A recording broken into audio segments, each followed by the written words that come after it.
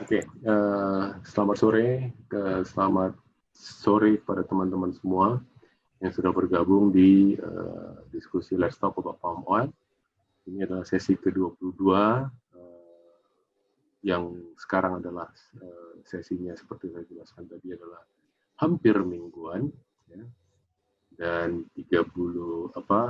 selama 1 bulan itu saya akan berusaha untuk ke depan sesi online-nya adalah minggu pertama dari Kamis adalah sesi international session yang akan diselenggarakan malam hari, ya, antara jam 7 jam 8 ini untuk mengakomodir teman-teman yang berada di wilayah Amerika, ya, apakah itu Amerika Utara, Kanada dan Amerika Central Amerika maupun South America.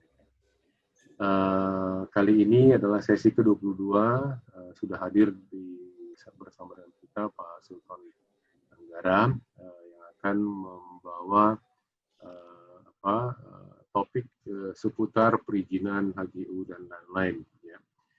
Satu hal yang menjadi sorotan banyak pihak juga, baik di dalam maupun di luar negeri, bahwa di kita ini ya kadang kita nggak ngerti deh gitu ya, bahwa perizinan itu ya begitu gitu ya. Yang baik juga menjadi tidak baik karena tidak baik itu mengkeruhkan yang baik-baik ini.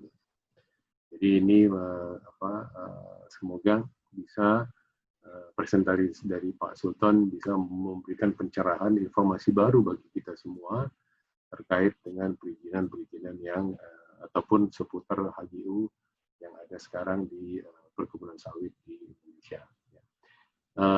Mungkin saya nggak mau berpanjang-panjang, kita seperti biasa tadi saya bilang diskusinya akan biasanya Bapak narasumber adalah memberikan waktu sekitar 20 menit untuk presentasi, dan kemudian akan diikuti dengan sisanya sampai jam 17.15, 17.30 nanti adalah diskusi. Diskusinya adalah diskusi bebas, ya. Bisa saja Pak Sultan tidak menjawab pertanyaan, tetapi peserta juga bisa memberikan komentar terhadap komentar yang diberikan oleh peserta lain. Ya, jadi ini lebih kepada dialog atau apalah namanya. Diskusi bebas, satu narasumber, ini adalah yang berbeda dari webinar yang lain. Nah, webinar yang lain kadang 4-5 narasumber, pada saat masuk kepada sesi tanya jawab tinggal 10 menit. Ya, nggak ada yang bisa dijawab. Ya. Ini mudah-mudahan kita bisa memuaskan diri kita untuk saling bertanya dan saling memberikan informasi satu dengan yang lain. Sedemikian saja Pak Sultan, silahkan untuk memberikan presentasinya, dan terima kasih yang sudah bergabung di hari Rabu. Baik. Terima kasih Pak Togar Setanggang. Saya share dulu. Selamat sore, Assalamualaikum warahmatullahi wabarakatuh. Selamat sore buat semua, Bapak Ibu semua. Ini terima kasih sudah diberikan kesempatan di forum yang walaupun ininya individu, tetapi ternyata peminat forumnya sangat beragam dan sekarang partisipannya juga lumayan, dan banyak orang-orang mungkin akademisi yang lebih banyak di sini. Dan tadi sebagaimana disampaikan oleh Pak Togar bahwa kajian kita ini sebenarnya terkait dengan hak guna usaha yang dibilang tentang perizinan mungkin hanya sebagian besar dari sebagian kecil dari kajian yang kita lakukan, karena ini sebenarnya sebuah riset aksi yang dilakukan oleh Forest Watch untuk menyebarluaskan soal pentingnya atau kondisi, sebenarnya kita tahu bahwa beberapa waktu kemarin HGU ini sering banget disinggung dan sudah dinyatakan terbuka, tetapi informasinya sendiri tidak bisa diakses. Nah, sebenarnya itu yang kemudian menjadi motivasi kita untuk menyebarkan informasi tentang bahwa hak guna usaha itu sebuah informasi publik, lalu kemudian beberapa kajian spasial yang mungkin bisa menjadi trigger buat kajian-kajian lanjutan dan bisa menjadi dorongan untuk gerakan masyarakat sipil untuk lebih ikut bergabung dalam gerakan keterbukaan ini. Karena kita juga meyakini bahwa soal gerakan masyarakat sipil ini tidak melihat status, apakah saya LSM, apakah saya akademisi, apakah saya pejabat pemerintah, ataukah saya dari perusahaan gitu misalkan. Tetapi kalau kita punya visi yang sama soal keterbukaan dan mau berubah ke sana, itu jadi sebuah gerakan bersama. Nah, lanjut, mungkin struktur laporannya sendiri itu soal latar belakang. Latar belakangnya itu saya mengutip ada tiga kutipan di Undang-Undang Dasar tentang keterbukaan, tentang informasi, lalu Undang-Undang KIP, terus kemudian di Undang-Undang Pengelolaan Lingkungan Hidup. Nah, tiga-tiganya itu kira-kira menyatakan hal yang sama bahwa setiap warga negara itu punya hak terhadap informasi dan punya hak juga untuk menyimpan, mengolah, dan menyampaikan pendapat atas informasi yang sudah dikaji itu. Lalu yang kedua, mungkin sekilas mengenai hak guna usaha. Saya yakin mungkin Bapak Ibu semua memahami mungkin lebih detail tentang hak guna usaha, tetapi ketika kita menyusun buku ini bisa menjadi pengetahuan yang secara sederhana bisa dipahami oleh publik, oleh masyarakat yang mungkin nggak tahu sebenarnya hak guna usaha itu apa. Jadi kalau misalkan kita merefleksi misalkan dalam debat presiden kemarin misalkan HGU sempat disebut dan ternyata di luar juga berkembang tidak tahu bedanya antara HGU dan HTI dan yang lain. Nah, apalagi untuk masyarakat yang tidak pernah bersentuhan dengan yang namanya hak guna usaha mungkin akan lebih tidak memahami itu. Terus yang kedua, kita ingin menceritakan sebenarnya pengalaman Forest Watch Indonesia dalam melakukan sengketa informasi HGU dan hasilnya sampai sekarang. Dan yang ketiga, mungkin ini yang jadi sorotannya Bapak Ibu semua, bahwa dari situ kemudian kita lakukan hasil analisis spasial HGU sawit, lalu melihat kaitannya dengan kewajiban isi usaha perkebunan kelapa sawit, lalu kesesuaian komoditasnya, terus kemudian keterkaitan dengan kawasan hutan, lalu tumpang tindih dengan sektor perizinan berbasis lahan lainnya, itu seperti HPH, TI, tambang, lalu tumpang tindih dengan wilayah adat, serta ada 3 contoh kasus kesesuaian HGU dengan tata ruang provinsi. Nah, kami coba mengambil 3 provinsi yang sebagai contoh kasus, yaitu Papua, Papua Barat, dan Kalimantan Timur. Nah, kajian ini secara detail Bapak Ibu bisa download di link di bawah ini. Jadi memang kita membuka untuk kajian ini terbuka buat publik. Jadi sekilas tentang HGU, kalau misalkan sekilas tentang HGU, bahwa ada 3 referensi mungkin yang jadi bacaan kami waktu menyusun kira-kira ini loh sebenarnya poin-poin sederhana tentang HGU yang mungkin bisa cepat dicerna oleh masyarakat awam. Yaitu 3 referensinya Undang-Undang Nomor 5 Tahun 60 tentang UPA, lalu kemudian Peraturan Pemerintah Nomor 40 Tahun 96 tentang hak guna usaha, lalu Peraturan Menteri Agraria dan Tata Ruang Nomor 7 Tahun 2017. Nah, dari situ poin yang pertama itu bahwa HGU itu hak untuk mengusahakan tanah yang dikuasai langsung oleh negara dalam jangka waktu tertentu untuk usaha pertanian, perikanan, peternakan, dan lainnya, lalu diberikan kepada warga negara atau badan hukum di Indonesia. Dan 3, itu ada jangka waktunya, misalkan 35 tahun dan dapat diperpanjang lagi. Yang keempat, asal-muasal tanah HGU bisa berasal dari tanah negara, tanah hak, tanah wilayah, kawasan hutan negara, dan hak transmigrasi. Lalu yang kelima, kalau misalkan ada perubahan komoditas, karena ini kan peruntukannya untuk pertanian tertentu, perikanan, atau yang lain, lalu kemudian ada perubahan komoditas, itu hanya bisa dilakukan setelah mendapatkan izin. Dan yang keenam, itu tanah yang berada dalam kawasan hutan, maka pemberian HGU dapat dilakukan setelah tanah yang bersangkutan dikeluarkan dari statusnya sebagai kawasan hutan. Yang ketujuh, itu perolehan tanah HGU yang sudah ada penguasaan tanah di atasnya itu harus mendapatkan persetujuan dari penguasa tanah tersebut. Dan yang kedelapan, pemberian HGU dan penggunaannya sesuai dengan rencana tata ruang wilayah. Dan kesembilan, penguasaan dan penggunaan sumber air, sumber daya alam lingkungan hanya dapat dilakukan sepanjang mendukung kegiatan usaha sesuai dengan keputusan berwenangnya. Dan yang ke-10, setelah HGU diberikan, pihak lain tidak dapat mengklaim kembali. Nah, dari poin-poin ini yang kemudian sebenarnya menjadi dasar kita untuk membangun analisis di spasialnya. Saya lanjut. Dan berikut hapusnya hak guna usaha itu kira-kira pertama dihentikan sebelum jangka waktunya berakhir karena suatu syarat tidak dipenuhi. Nah, syarat yang dimaksud itu berkaitan dengan pelaksanaan hak dan kewajiban. Sebagaimana kita tahu bahwa pemegang HGU itu juga mendapatkan hak yang pertama soal perlindungan hukum dan jaminan kepastian atas hak guna usahanya, lalu hak untuk mempergunakan tanah yang diberikan, memanfaatkan sumber daya air, sumber daya alam lainnya, lalu melakukan perbuatan hukum yang maksudnya melepaskan, mengalihkan, dan mengubah penggunaannya. Tapi juga ada kewajiban-kewajiban kemudian yang harus dipenuhi gitu. Itu misalkan melaksanakan usaha sesuai dengan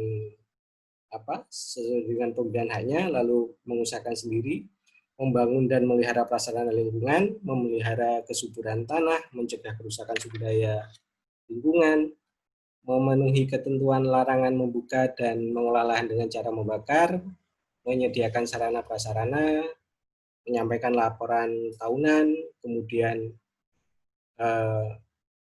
memberikan keterangan atau hal lain yang diperlukan dalam rangka pemantauan, misalkan. Lalu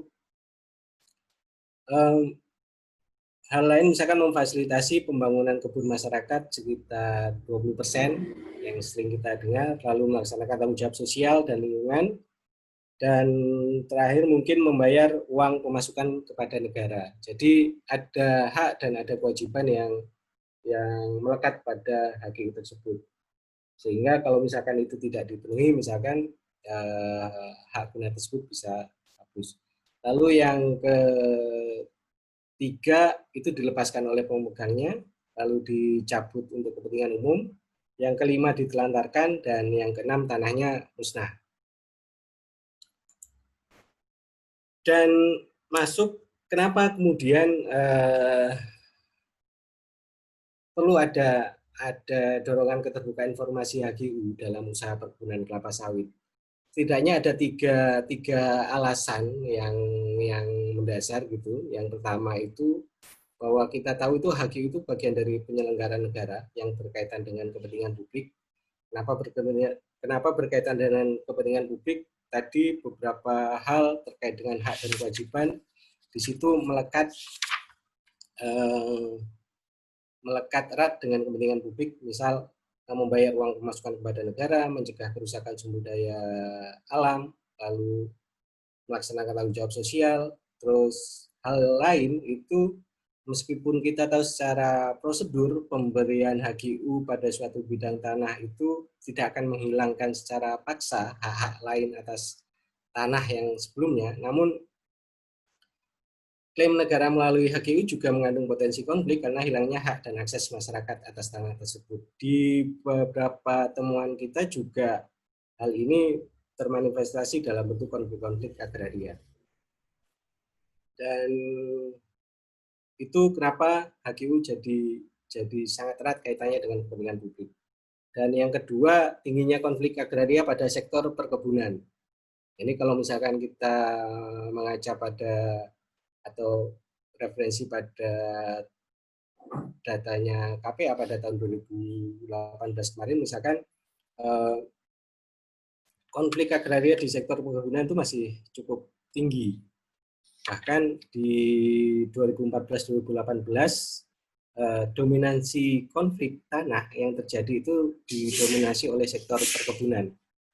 Terus ada beberapa temuan lain misalkan yang dilakukan oleh KOSOK pada tahun 2015, misalkan itu ada temuan-temuan soal pelanggaran hak asasi manusia, lalu kemudian carut marut sistem pemberian izin seperti itu. Jadi ini yang jadi salah satu alasan kemudian perlunya informasi HGU itu harus dibuka untuk publik.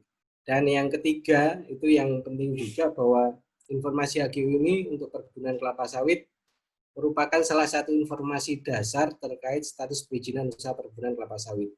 Kalau di dalam Undang-Undang Perkebunan misalkan disebutkan bahwa HGU ini menjadi salah satu prasyarat dalam setiap tahapan pembangunan perkebunan kelapa sawit yang kemudian ada hasil putusan juga di Mahkamah Konstitusi yang menegaskan hal ini. Jadi kira-kira kemudian IUP dan kelapa sawit itu adalah satu kewajiban yang harus dilakukan, dan resikonya kalau misalkan dua-duanya tidak dipenuhi itu dicabut izinnya. Itu dan tiga hal ini juga yang kemudian menjadi salah satu argumentasi yang digunakan gitu ya, khususnya untuk yang berkaitan dengan kepentingan publik itu yang digunakan dalam putusan-putusan di KI lalu di PT UN dan MA. Ini sekilas tentang HGU. Terus saya lanjut. Nah, saya ingin bercerita tentang proses penyelesaian sengketa informasi karena memang desain riset ini bukan riset murni, jadi lebih ke riset aksi untuk mengajak gitu. Jadi kita juga ingin berbagi pengalaman bahwa panjang sekali prosesnya bagi kita untuk mendorong keterbukaan informasi di HGU ini. Prosesnya sendiri sudah kita mulai di September 2015. Waktu itu kita memohon informasi HGU untuk Kalimantan, lalu kemudian tidak ditanggapi. Terus kemudian pada bulan Oktober 2015 kita kemudian mengajukan keberatan, itu juga tidak ditanggapi gitu. Terus kemudian kita mengajukan pendaftaran penyelesaian sengketa informasi di KIP. Jadi untuk proses dorongan keterbukaan ini kami menggunakan langkah formal gitu yang sesuai dengan aturan perundang-undangan. Dan 18 Februari 2016 itu pemeriksaan sidang awal, terus lanjut di Februari ada sampai dengan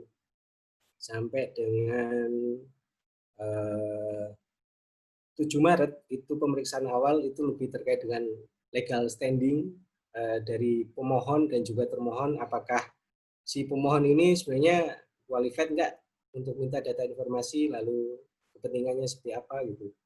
Terus kemudian yang termohon itu benar enggak memiliki data tersebut, seperti itu.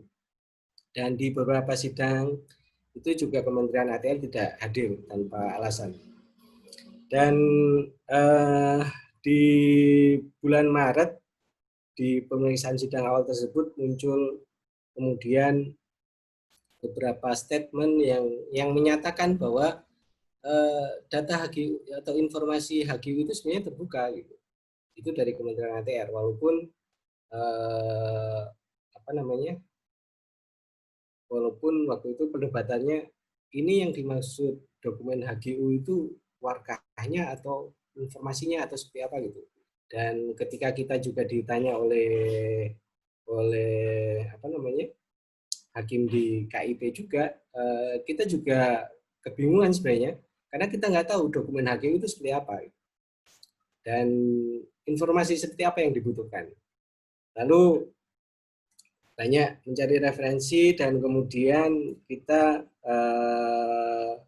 memutuskan bahwa sebenarnya informasi HGU yang dimintakan itu ada 5. Yang pertama itu pemilik HGU-nya, lalu nomor SK-nya, terus kemudian luasnya, terus kemudian komoditasnya apa, dan yang terakhir itu peta yang disertai dengan koordinat. Nah, 5 informasi itu yang kemudian yang harus diekstrak dalam dokumen HGU. Dari statement Kemen ATR yang menyatakan bahwa informasi HGU tersebut dinyatakan terbuka, lalu diusulkan oleh hakim di KIP untuk melakukan mediasi. Tetapi sayangnya di proses mediasi Kemen ATR tidak hadir, jadi langsung masuk ke adjudikasi.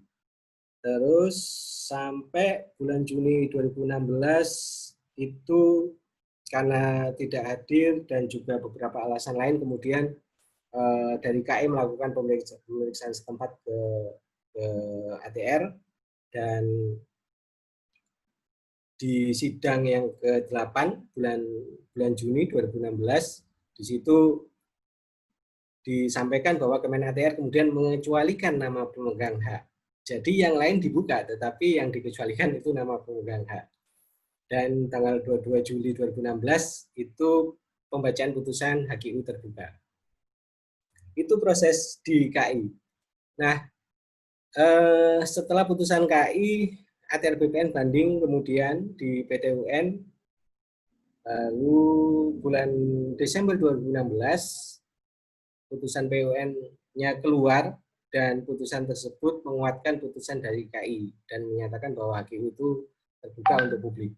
Dan bahkan sebelum kami menerima salinan putusannya, ATR BPN sudah mengajukan kasasi ke MA waktu itu.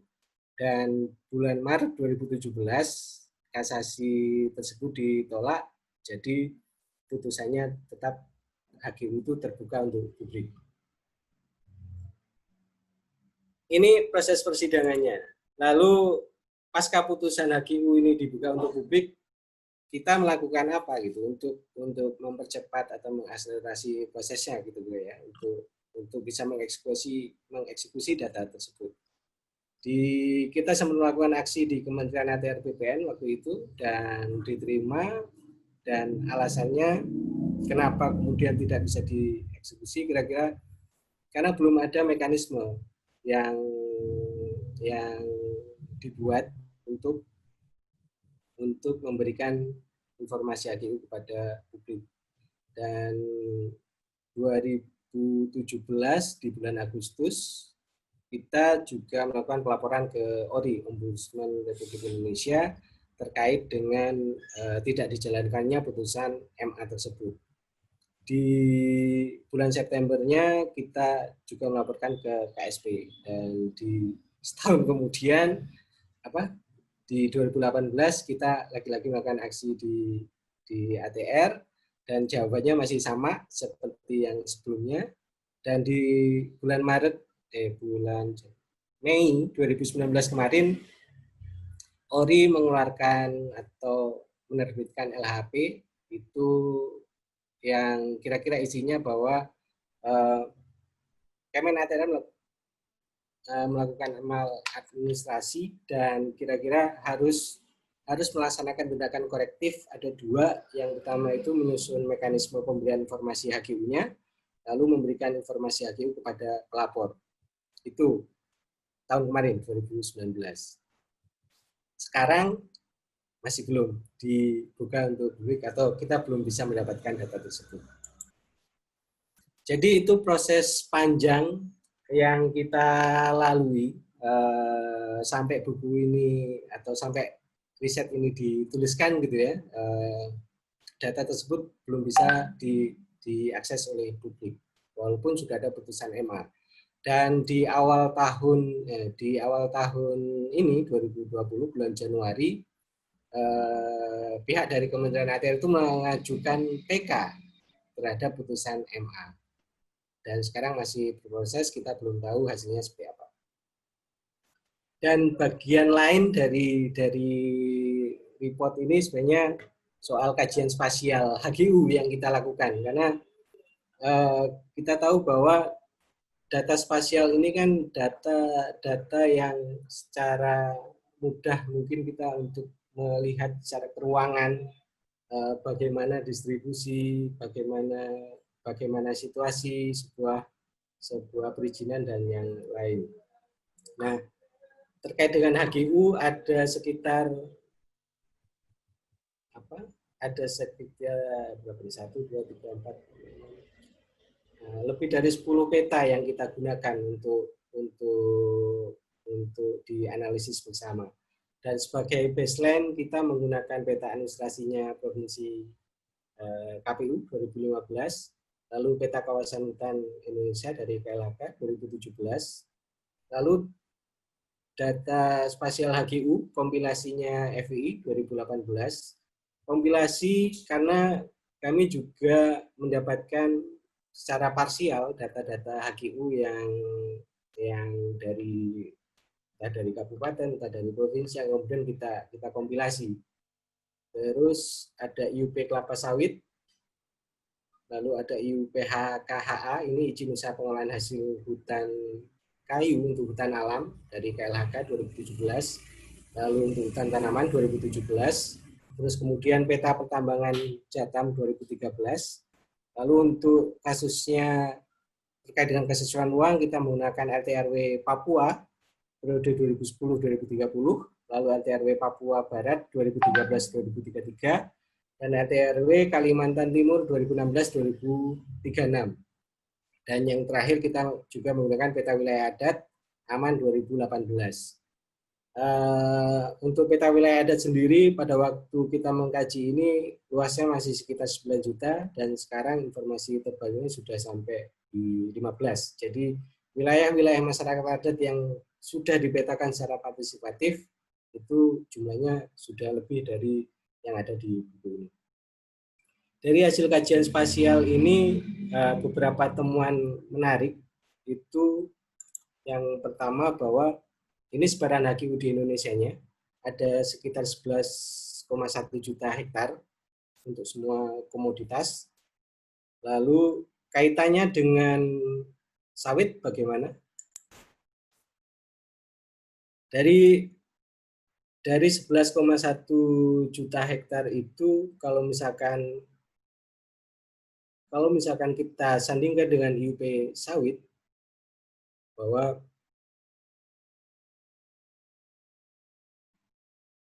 HGU yang ada di dalam IUP kelapa sawit itu ada sekitar 64% dan HGU di luar IUP kelapa sawit itu 36%. Dari 11,1, 64%-nya itu adalah HGU di dalam IUP kelapa sawit. Ini secara spasial, belum melihat secara komoditasnya. Terus 36%-nya itu di luar IUP. Lalu perbandingannya dengan IUP-nya sendiri gimana?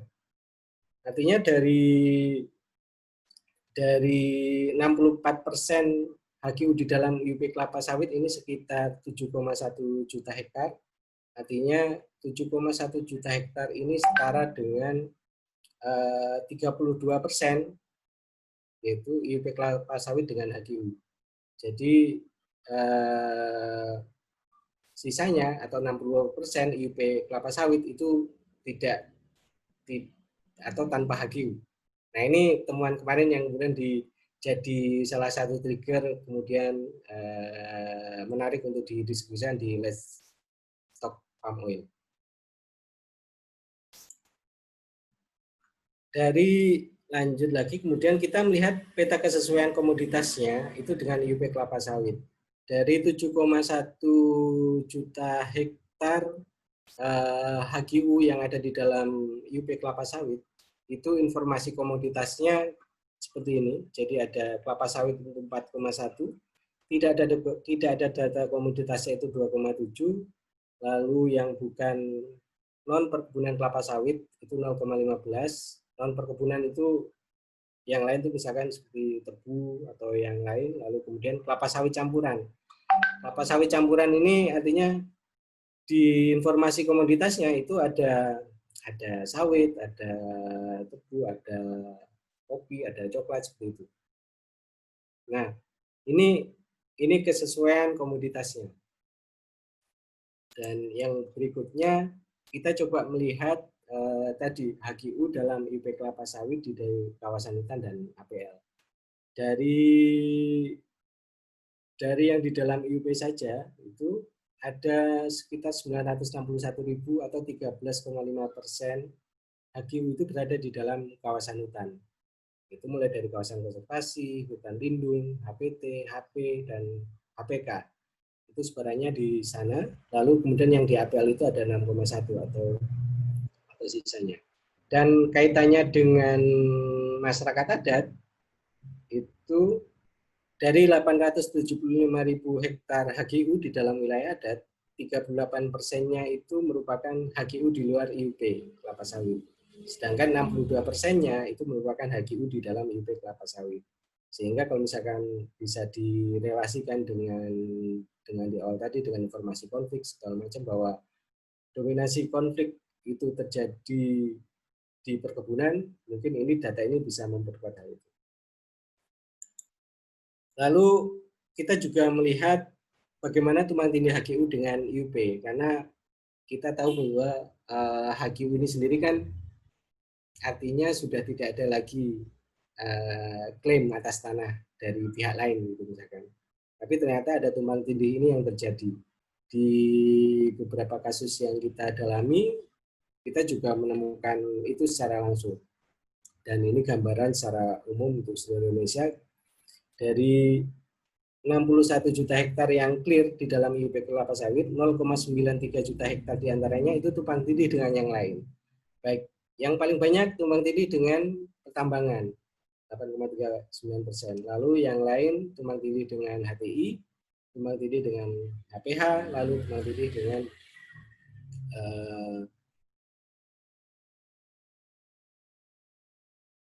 ini kayaknya konsesi pertambangan yang ada di beberapa tipe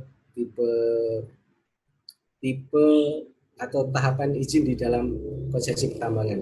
Jadi ada eksplorasi, ada proses produksi seperti itu. Lanjut.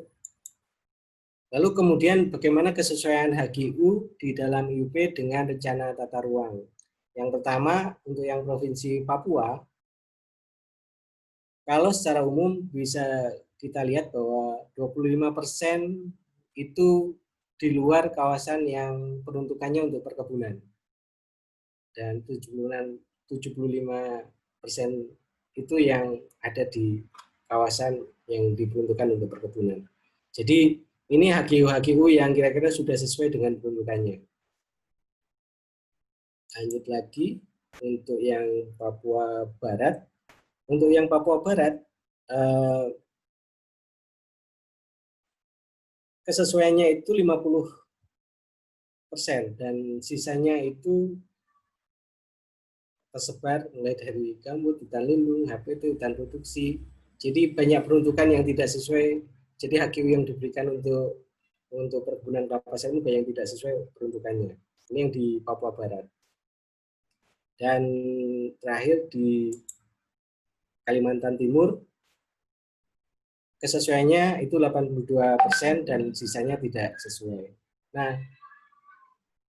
data-data ini kemudian memang tidak kita kaji lebih jauh, kenapanya gitu misalkan, tapi kira-kira ini bisa menjadi trigger kalau misalkan bagi pihak lain ingin mengkaji lebih dalam, terus kemudian kalau kita juga mendalami atau mengkaji secara kasus secara spesifik dengan energi yang kita punya, kita ini bisa menjadi baseline alternatif untuk melihat HGU ini.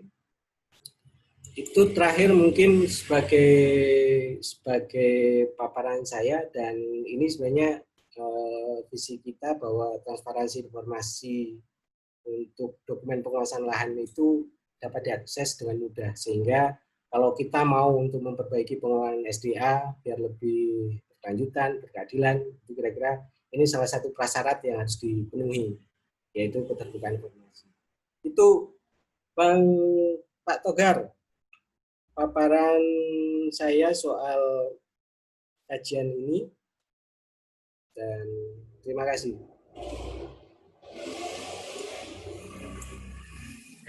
Terima kasih Pak Sultan. Ya, ada beberapa, nggak semua saya kata, cuma satu atau dua hal ya. tadi Pak Sultan mengatakan 20% untuk masyarakat dari HGU. Ya, kalau kita pakai kacamatanya ATR. Ya.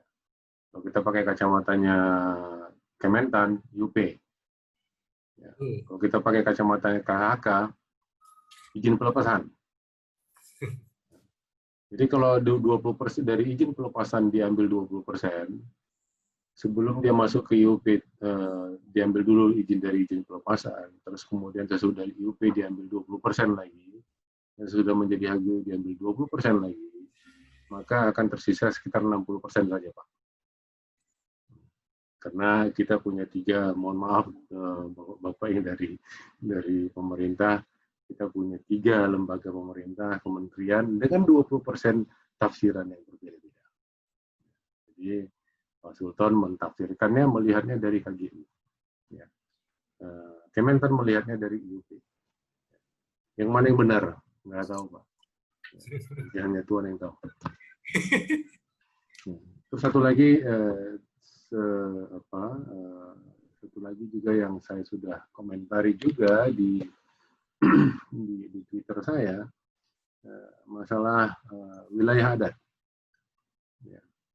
Wilayah adat itu muncul kalau ada sawitnya. Mohon maaf. Sebelum ada sawit, sewaktu dia masih hutan, masih kawasan hutan atau status hutan, nggak ada wilayah adat. Begitu dia berubah fungsi, muncul wilayah adat. Sesuatu yang sangat menarik di negara kita ini. Munculnya belakangan. Jadi dihitung tadi berapa 9 juta hektar wilayah adat, itu karena memang 9 juta, berapa tadi Bapak bilangnya? Ada 6 berapa juta hektar itu, karena itu sudah menjadi tidak lagi hutan. Kenapa pada saat dia kawasan hutan, wilayah adat itu belum ada? Ya. Padahal orangnya, masyarakat adat itu katanya, ya, jadi hutan. Gitu. Tapi istilah wilayah adat, masyarakat adat itu nggak ada sampai dia keluar dari kawasan hutan. Tumpang tindih. Kalau tumpang tindih yang disorot itu hanya sawitnya. Saya katakan selalu, it needs two to tango. Tango, tari Argentina itu tidak bisa hanya satu orang. Balet bisa. Tango nggak bisa. Mesti ada pasangan untuk bertenggo. Siapa pasangannya? Kemungkinan besar adalah pejabat pemerintah. Mohon maaf sekali lagi pada Bapak Ibu yang berada di pemerintah. Pejabat pemerintah bisa, apakah itu bupati atau siapapun itu yang memberikan izin itu, bisa selesai akhir masa jabatannya, bisa pensiun. Dan bisa juga dipanggil oleh Tuhan. Perusahaan masih bisa hidup 50 tahun. Dan tetap akan mewarisi permasalahan ini. Tenggo tadi, ya, yang kenanya cuma satu orang. Lagi-lagi, sisi sawitnya saja. Sisi yang lainnya bisa. Jadi itu pengamatan saya ya, dari yang dipresentasikan. Silakan, saya mau lempar kepada para peserta sebelum saya nggak mau nunjuk ya, mudah-mudahan saya nggak mau nunjuk gitu ya. Yang mau memberikan komentar terhadap paparan yang sudah diberikan Pak Sultan, ada, boleh buka mic-nya langsung juga boleh.